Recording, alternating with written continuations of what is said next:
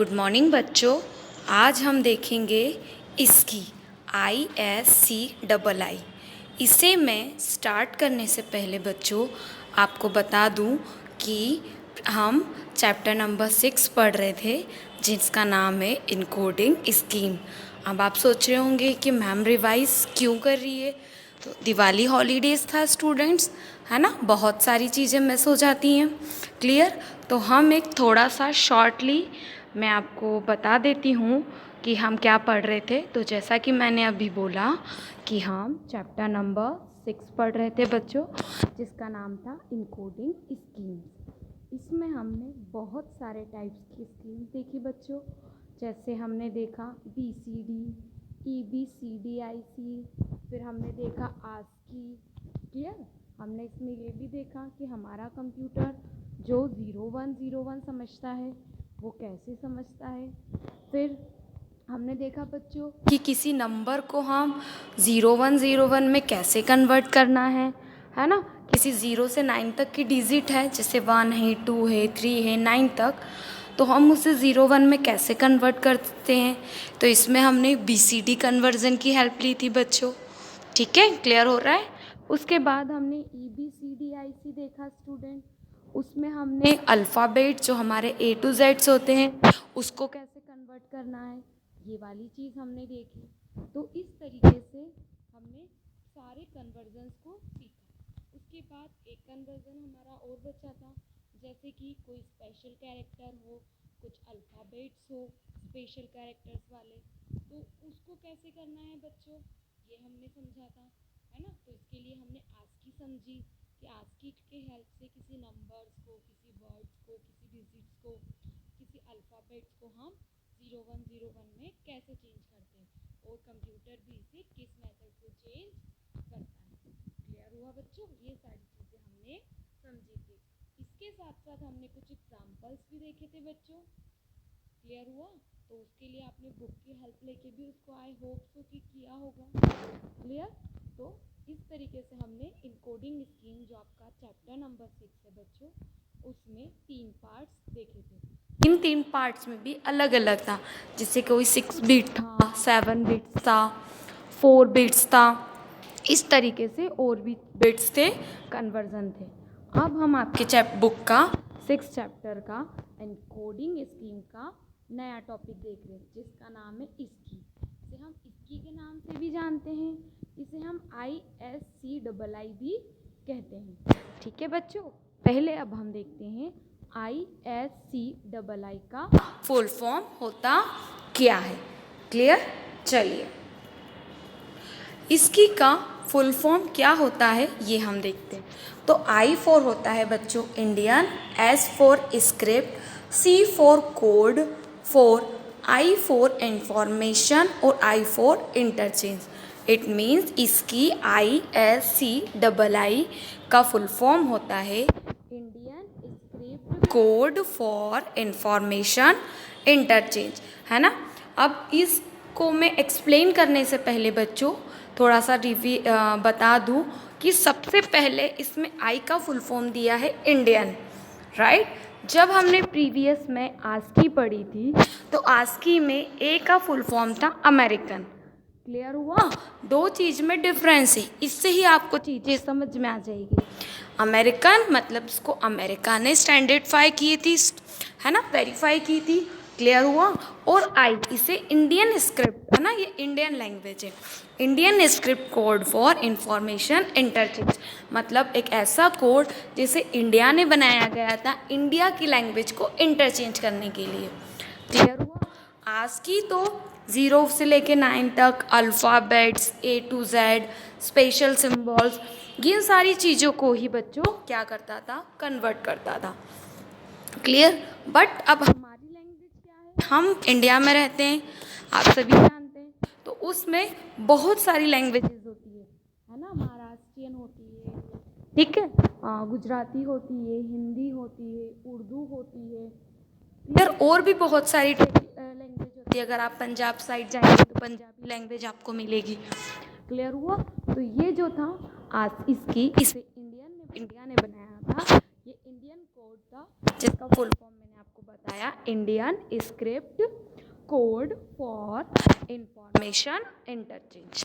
ठीक है बच्चों, क्लियर हुआ ये, है ना। ये एक इंडियन स्क्रिप्ट कोड है जो किसी भी इंफॉर्मेशन को क्या करती है, इंटरचेंज करती है। क्लियर।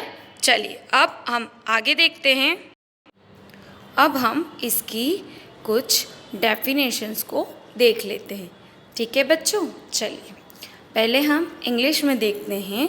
फॉर इंग्लिश मीडियम के स्टूडेंट्स के लिए ASCII ISCII ISCII is stand for Indian script code for information interchange. ISCII is an encoding scheme that represent various language that are written and spoken in India। चलिए आगे देखते हैं। इसकी follow single encoding schema which allows for easy, है ना, translation between various written system. इसी definition को आप हिंदी में देखते हैं। फॉर हिंदी मीडियम के स्टूडेंट्स के लिए इसकी भारतीय स्क्रिप्ट कोड के लिए सूचना इंटरचेंज के लिए है। इसकी एक इनकोडिंग योजना है जो भारत में लिखी और बोली जाने वाली विभिन्न भाषाओं का प्रतिनिधित्व करती है। इसकी एकल इनकोडिंग स्कीम का अनुसरण करता है जो विभिन्न लेखक प्रणाली के बीच आसान लिप्यांतरण की अनुमति देता है। चलिए बच्चों, इस डेफिनेशन को मैं समझाऊं। वैसे तो बहुत ही इजी डेफिनेशन है। आई होप सो कि आपको मेरे समझाने से पहले ही क्लियर हो गई होगी, फिर भी मैं इसे आपको एक्सप्लेन करती हूँ। जो इसकी है उसका फुल फॉर्म है बच्चों Indian script code for information interchange, जिसे हमें प्रीवियस स्लाइड्स में एक्सप्लेन कर चुकी हूँ। आगे बात करें, इसकी is an encoding scheme that represent various language that are written and spoken in India. It means इसकी एक ऐसी इनकोडिंग स्कीम है जो इंडिया की बहुत सारी लैंग्वेज को लिखने और बोलने में रिप्रेजेंट की जाती है। जैसे मैंने प्रीवियस स्लाइड्स में भी एक्सप्लेन किया बच्चों, हिंदी, गुजराती, महाराष्ट्र, पंजाबी, ये सारी लैंग्वेजेस है ना। इन सारी लैंग्वेजेस को कैसे ट्रांसलेट करते, कंप्यूटर कैसे समझता है, तो वो हेल्प ऑफ इसकी की हेल्प से ये सारी चीज़ें समझी जाती है। ठीक है बच्चों, चलिए अब आगे देखते हैं। इसकी फॉलो सिंगल इनकोडिंग स्कीम। अब इसकी जो है वो सिंगल इनकोडिंग स्कीम क्या करती है, फॉलो करती है। जैसे आस्की है वो पहले 7 बिट करती है, फिर 8 बिट करती है, 6 बिट करती है, BCD 4 बिट करती है, EBCDIC वो भी 2 बिट्स में परफॉर्म करती है। बट इसकी जो है वो सिंगल इनकोडिंग स्कीम है which allow for easily translate between various writing system, है ना, जो इजीली क्या कर देती है, ट्रांसलेट कर देती है बहुत सारे सिस्टम्स को एक्सप्लेन करने में, बहुत सारी लैंग्वेजेस को इजीली क्या कर लेती है, ट्रांसलेट कर लेती है। और ये एक सिंगल इनकोडिंग स्कीम। क्लियर हुआ बच्चों। इसकी शॉर्ट डेफिनेशन मैं बता दूँ, बहुत ही इम्पॉर्टेंट टॉपिक है। ये आपसे 11 एज वेल एज 12th में भी आपसे ये टॉपिक पूछा जाता है। प्रीवियसली भी मैंने आपको बताया है कि 11 के 3-5 चैप्टर्स ऐसे होते हैं जो 12th की बुक में इट इज़ वेरी करते हैं, है ना। जो क्वेश्चन यहाँ भी होते हैं और सेम क्वेश्चन वहाँ पे प्लस बोर्ड एग्जाम में भी आपसे पूछे जाते हैं। क्लियर हुआ बच्चों, इसको बोलेंगे हम इसकी। ठीक है, क्लियर। चलिए अब हम आगे देखते हैं। इसकी हम थोड़ी सी और डेफिनेशन देख लेते हैं कि इसकी एक्चुअल में होती क्या है। ठीक है बच्चों, चलिए फॉर इंग्लिश मीडियम के लिए इसकी was introduce in the year 1991 by the group of India standards. Full stop. It follows an 8-bit encoding scheme and contains about 256 characters. The first 128 characters, that is from 0 to 127, are same as that for ASCII. The next character that are from 128 to 255 represent the characters from the Indian script. इसी definition को समझने से पहले हिंदी में देखते हैं for Hindi medium के बच्चों के लिए। इसकी को भारतीय मानक ब्यूरो द्वारा वर्ष 1991 में पेश किया गया था। यह 8 बिट इनकोडिंग स्कीमा का अनुसरण करता है और इसे लगभग 256 वर्ण होते हैं। पहले 128 अक्षर जो कि 0 से 127 से हैं आस्की के लिए समान है। अगले अक्षर जो कि 128 से 255 से हैं भारतीय लिपियों के पात्रों का प्रतिनिधित्व करते हैं। अब इसे हम देखते हैं बच्चों। तो आस्की जो है वो ब्यूरो ऑफ इंडिया है ना, हमारे इंडिया की जो संस्था है BIS ने 1991 में बनाई थी। अब 1991 जो सन है बच्चों, अगर आप डिफरेंट जगह से पढ़ेंगे तो आपको डिफरेंट सन्स मिलेंगे, बट आपको 1991 वाला सन लेना है क्योंकि है ना, इसे मैंने लेटेस्टली नेट पे से निकाला हुआ है। ठीक है बच्चों, यह 8 बिट एनकोडिंग स्कीमा का अनुसरण करता है। अब ये क्या है, तो ये जो 8 बिट है जैसे हमने पहले ही पढ़ा है 4 बिट होती है, 6 बिट होती है, 7 बिट होती है। तो ये 0101 में कितने बिट्स का अनुसरण करता है, मतलब कितने बिट्स को एनकोडिंग स्कीम में कंटेंस करता है, 8 बिट को, जिसके अंदर 256 लगभग वर्ड होते हैं। कितने वर्ड होते हैं इसके अंदर, 256। अब पहले अगर अक्षर की बात करें तो हम पहले से जानते हैं कि हमारा कंप्यूटर 0 को भी काउंट करता है। अगर हमने कोई नाम लिखा, सपोज मैंने लिखा अनु स्पेस लिखार LIKHAR, तो जो स्पेस होती है उससे भी हमारा सिस्टम काउंट करता है। तो ऐसे ही इसकी में क्या करा है उसने, जो 128 पहले अक्षर थे उसमें 0 से लेके 127 तक के अक्षर को लिया है।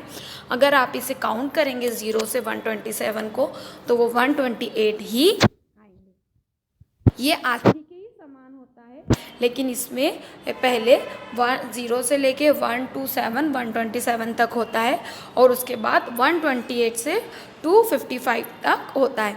इसमें भारतीय लिपियों के पात्रों का प्रतिनिधित्व करता है, मतलब जितने भी भारत की लैंग्वेजेस हैं वो सारी लैंग्वेजेस इसमें कन्वर्ट होती है।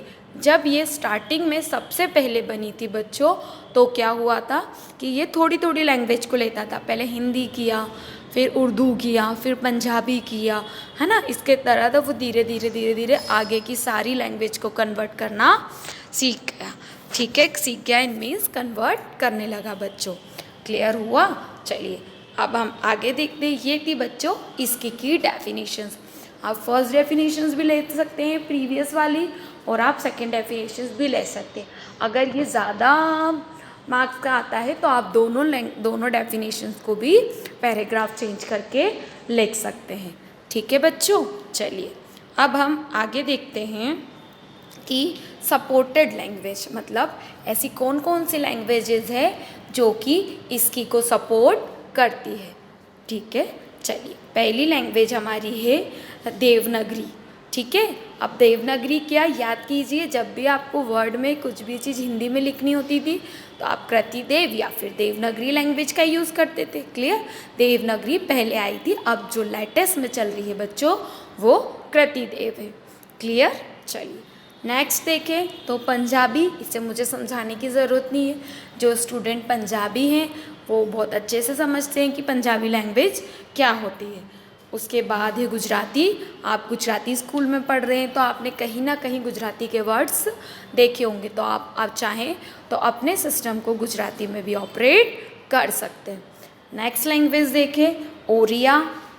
ठीक है, बंगाली, फिर असम्स, तेलुगु, कन्नड़ा, मलयालम, तमिल। ठीक है, इस मैंने कुछ लैंग्वेजेस के नाम बच्चों लिखे हैं, है ना। इस तरह से और भी बहुत सारी लैंग्वेज है जिसमें हमारा सिस्टम हमें ऑपरेट करने की या फिर कोड इसकी जो है कोड में चेंज करने की परमिशन देता है। ये मैंने कुछ ली थी, है ना, जो लेटेस्ट में थी। आपकी बुक्स में और भी तरह की दी हुई है तो आप वो भी ले सकते हैं। अब मैं आपको यहाँ एक ड्रॉ बता रही हूँ। तो ये एक इंग्लिश का इंग्लिश का है, जो कि इंग्लिश और हिंदी में लिया हुआ है। जैसे जो आप मैसेज लैंग्वेज टाइप करते हो उसके तरह भी आप अपने कंप्यूटर्स में लिख सकते हो, और लिखते ही हो। आपको अगर व्हाट्सएप में किसी फ्रेंड को कुछ लिखना है तो आप प्योर इंग्लिश का यूज़ नहीं करते, आप मैसेज लैंग्वेज में ही करते हो। तो ये मैंने एक इंग्लिश हिंदी का आपको एग्जाम्पल के थ्रू पिक्स लेकर दिखाया है बच्चों। इस तरह से आप पंजाबी, गुजराती, ओड़िया, बंगाली अगर आप नेट पे सर्च करेंगे तो आपको बहुत सारी टाइप्स की लैंग्वेज मिल जाएगी।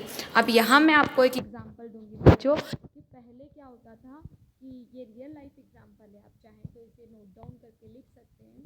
पहले जब गूगल आप ऑपरेट करते थे तो वहाँ सिर्फ इंग्लिश में लिखा होता था, ठीक है, मतलब आप कोई भी चीज़ इंग्लिश में ही सर्च कर सकते थे। बट अगर आप गूगल चलाते हैं या कुछ चीज़ सर्च करना है तो आप हिंदी, इंग्लिश, गुजराती, पंजाबी, तेलुगु, कन्नड़ा, मलयालम, तमिल, हर व्यक्ति अपनी लैंग्वेज में गूगल में कोई भी चीज़ को इजीली क्या कर सकता है, सर्च कर सकता है।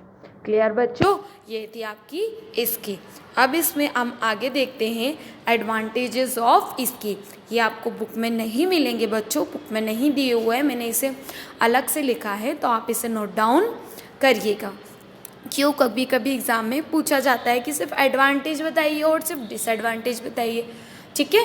तो यहाँ पे मैंने कुछ 2 या 3 एडवांटेज एंड डिसएडवांटेज लिए हैं, तो आप उसे पढ़िएगा, है ना, और कॉपी में नोट डाउन करके भी रखिएगा। चलिए बच्चों, पहला हम एडवांटेज देखते हैं। Majority of language that are spoken in India are represented in this. इसी को हम हिंदी में देखें, भारत में बोली जाने वाली अधिकांश भाषाओं का इसमें प्रतिनिधित्व किया है। मतलब भारत में जितनी भी भाषा बोली गई है लगभग सभी भाषाएं इसके के अंदर आती है। क्लियर।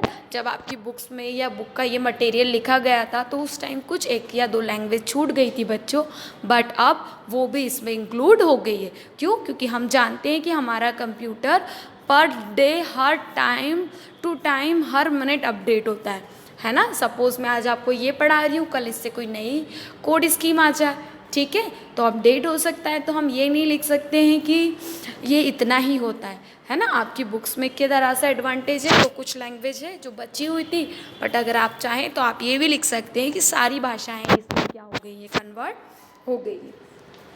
ठीक है बच्चों, चलिए अब हम नेक्स्ट देखते हैं। हमारी नेक्स्ट वाली जो भाषा है वो क्या है, तो character set is simple and easy to understand. इसको हम हिंदी में देखें तो कैरेक्टर सेट सरल और समझने में आसान है। मतलब इसमें जितने भी कैरेक्टर्स होते हैं, जितने भी वर्ड्स होते हैं, वो बहुत इजीली हम समझ सकते हैं। क्यों? क्योंकि हम एक तो हमारी अपनी लैंग्वेज है, प्लस हम इंग्लिश से भी फैमिलियर होते हैं, तो हम उसे इजीली क्या कर सकते हैं बच्चों, समझ सकते हैं।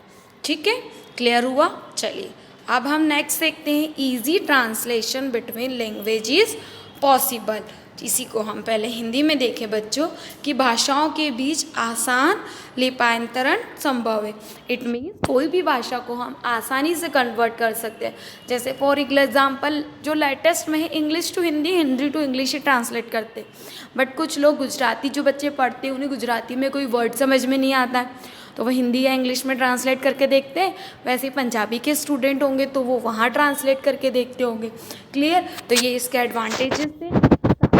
सभी भाषाएं ये कवर करता है, प्लस इसको समझना बहुत सरल होता है, और सारी भाषाओं में भी ये आसानी से ट्रांसलेट, मतलब पॉसिबिलिटी कम्युनिकेट कर सकता है।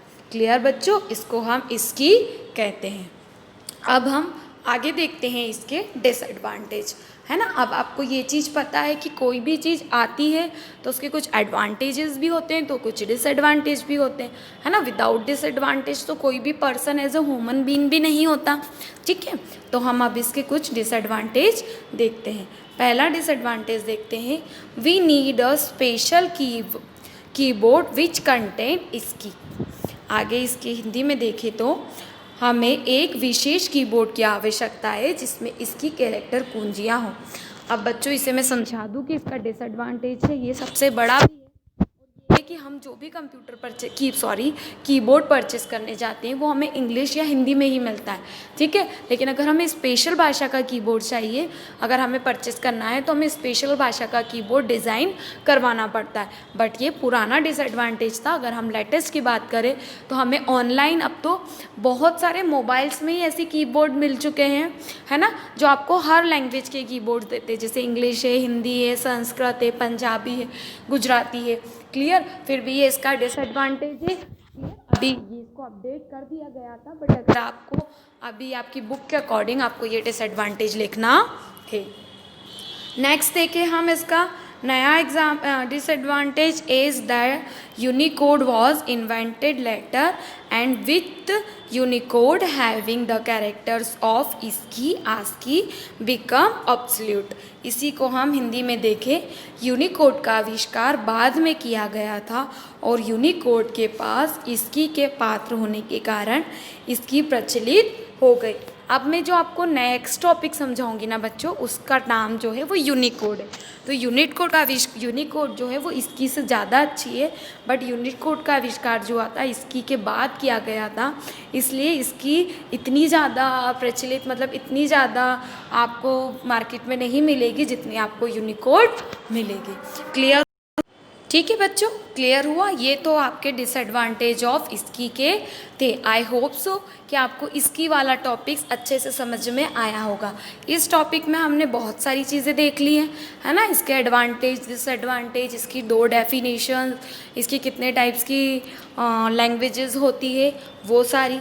ठीक है, क्लियर हुआ? अब हम नेक्स्ट टॉपिक पर डिस्कस करते हैं, जिसे हम बोलेंगे यूनिकोड। अब यूनिकोड क्या होता है तो उस पर हम बात कर लेते हैं कि यूनिकोड क्या है। प्रीवियसली डिसएडवांटेज में मैंने आपको बता दिया था कि यूनिकोड इसकी से ज़्यादा अच्छी कोडिंग स्कीम में, बट इसकी जो थी वो पहले आ गई थी, इसलिए उसका इतना प्रचलन नहीं हुआ।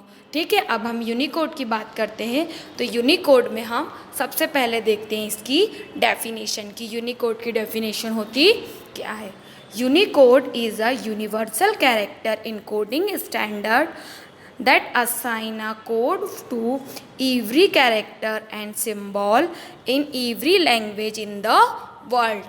इसी डेफिनेशन को आगे देखते हैं। Since no other encoding standard supports all language, Unicode is the only encoding standard that ensure that you can retrieve or combine data using any combination of language. Unicode is required with XML, Java, JavaScript, LDAP and other web-based technology. Definitions थोड़ी सी tough है, but मैं समझाने के पहले Hindi medium के students के लिए इसे देख लेते हैं। यूनिकोड एक सार्वभौमिक कैरेक्टर इनकोडिंग मानक है जो दुनिया में हर भाषा के प्रत्येक वर्ण और प्रतीक को एक कोड प्रदान करता है। चूँकि कोई एक अन्य इनकोडिंग मानक सभी भाषाओं का समर्थन करता है, यूनिकोड एकमात्र एन्कोडिंग मानक है जो यह निश्चित करता है कि आप भाषाओं के किसी भी संयोजन का उपयोग करके डेटा को पुनः प्राप्त या संयोजित कर सकते हैं। XML, जावा, जावास्क्रिप्ट, LDAP और अन्य वेब आधारित तकनीकों के साथ यूनिकोड आवश्यक है। तो यूनिकोड क्या है? एक ऐसी यूनिवर्सल कैरेक्टर इनकोडिंग कोड है जो किसी भी भाषा के कितने भी मानक प्रदान, मतलब किसी भी भाषा के कितने भी वर्ड्स या कितने भी स्पेशल वर्ड्स होते हैं, उन सारी चीज़ों को क्या करता है, इजीली कन्वर्ट कर सकता है। और हमें कोई डाटा उन लैंग्वेजेस में चाहिए तो उनसे हमें वापस भी दिलवा सकता है, जिसे हम क्या कहते हैं, यूनिकोड। अब ये किसी एक भाषा में नहीं होता, ये बहुत सारी वेब बेस्ड टेक्नोलॉजी पे वर्क करता है, जिसे यूनिकोड कहा जाता है। जैसे XML होता है ना, जावा है, जावास्क्रिप्ट है, एल्पेड है। मुझे पता है बच्चों कि आपको ये वर्ड्स थोड़े टफ लग रहे होंगे, बट अगर आप आपकी बुक खोलें तो हम जावा पढ़ चुके हैं। तो ये एक प्रोग्रामिंग लैंग्वेजेस है ना, प्रैक्टिकल में हमने लिखा है। तो ये प्रोग्रामिंग लैंग्वेजेस है जो बहुत सारी अलग अलग वेब की होती है, तो इन सब को यूनिकोड क्या करता है, इजीली मैनेज कर सकता है, मतलब इजीली किसी भी स्टैंडर्ड कोड या स्टैंडर्ड लैंग्वेज को सपोर्ट करता है, जिसे हम यूनिकोड भी कहते हैं। क्लियर हुआ बच्चों? चलिए अब हम इसको आगे देखते हैं, इसकी एक और डेफिनेशन देखते हैं। The two common Unicode implementation for computer system are UTF-8 are variable length encoding scheme in which each written symbol is represented by a 1 to 4 byte codes, and UTF-16 a fixed width encoding scheme in which each written symbol is represented by a 2 byte code। इसी definition को हिंदी में देखते हैं for Hindi medium के बच्चों के लिए। Computer system के दो सामान्य यूनिकोड क्रियान्वयन UTF-8 है। एक चर लंबाई एन्कोडिंग योजना है जिसमें प्रत्येक लिखित प्रतीक का प्रतिनिधित्व एक 4 बाइट कोड और UTF-16 एक निश्चित चौड़ाई एन्कोडिंग योजना से किया जाता है, जिसमें प्रत्येक लिखित प्रतीक 1-2 बाइट कोड दर्शाए गए हैं। सीधी सी बात है, जैसे हमने इसकी में पढ़ा है कि वो कोड्स को लेता है, वैसे यूनिकोड भी जो होता है वो UTF-8 वेरिएबल लेंथ के कोड को लेता है, जिसको अगर हम पार्ट्स में डिवाइड करें तो 1 to 4 बाइट्स के कोड होते हैं। जिसे हम फिक्सली करें तो 16 बिट का ये कोड होता है, जिसे हम यूनिकोड कहते हैं, जिसे इसमें बहुत सारे सिम्बॉल्स और बहुत सारी लैंग्वेजेस को हम रिप्रेजेंट कर सकते हैं। क्लियर हुआ बच्चों यूनिकोड? अब हम देखते हैं कि मैंने आपको एक ड्रॉ दे रखा है बच्चों, जिसमें यूनिकोड दे रखा है, जिसमें ये भी बहुत सारे टाइप्स के यूनिकोड होते हैं, बट मैं आपको कैसे समझाती, तो इसके लिए मैंने बहुत ईजीली एग्जांपल लिया है स्माइली का। आप देखो, आपको जब आप व्हाट्सअप फेसबुक चलाते हैं तो आपको बर्थडे विश करना है, तो आप उन्हें बर्थडे विश में स्माइली भेज देते हैं, ठीक है। तो इस तरीके की इसे बहुत सारी हर तरह की स्माइली का अपना अलग यूनिकोड होता है। जो आपने देखा है, कोई हैंड रेस कर रहा है, क्लैपिंग कर रहा है, ज़ीरो बोल रहा है, ठीक है, जितने भी आपको यहाँ पे स्माइलीज देख रही है, उन सब के आगे उनका यूनिकोड होता है। तो इस तरीके के यूनिकोड्स होते हैं, जो कि आपको ऐसे दिखते नहीं है, बट जो लोग सॉफ्टवेयर इंजीनियर है, जो कोई प्रोग्राम डेवलप करते हैं, है ना, या सॉफ्टवेयर बनाते हैं, जैसे जिसने आपका व्हाट्सअप बनाया है या फेसबुक बनाया है, वो सारे डिज़ाइनर इस तरह के यूनिकोड का यूज़ करते हैं। क्लियर हुआ बच्चों यूनिकोड? ठीक है, चलिए आई होप सो कि आज मैंने आपको जो भी पढ़ाया है वो आपको बहुत अच्छे से समझ में आया होगा। आज हमने इसकी ही बात करी और यूनिकोड की बात करी। यूनिकोड में हमने उसकी डेफिनेशंस देखी और उसके कुछ कोड्स देखे। इसी तरह इसकी में हमने उसके कोड्स भी देखे, एडवांटेज, डिसएडवांटेज, उसकी डेफिनेशंस। प्रीवियसली थोड़ा सा हमने रिवाइज भी किया है बच्चों, है ना, कि दिवाली की छुट्टी में हम बहुत सारी चीज़ें मिस कर जाते हैं, तो ये सारी चीज़ें हमने आज के लेक्चर में देखी। क्लियर हुआ बच्चों? आई होप सो कि आपको ये टॉपिक अच्छे से समझ में आया होगा। दोनों टॉपिक बहुत ही ज़्यादा और मोस्ट इम्पॉर्टेंट टॉपिक है ना। दोनों ही टॉपिक एग्ज़ाम में पूछे जाते हैं। अगर मैं 12th की बात करूँ तो 12th में भी पूछे जाते हैं, प्लस 11th में तो आप इसे पढ़ रहे हैं।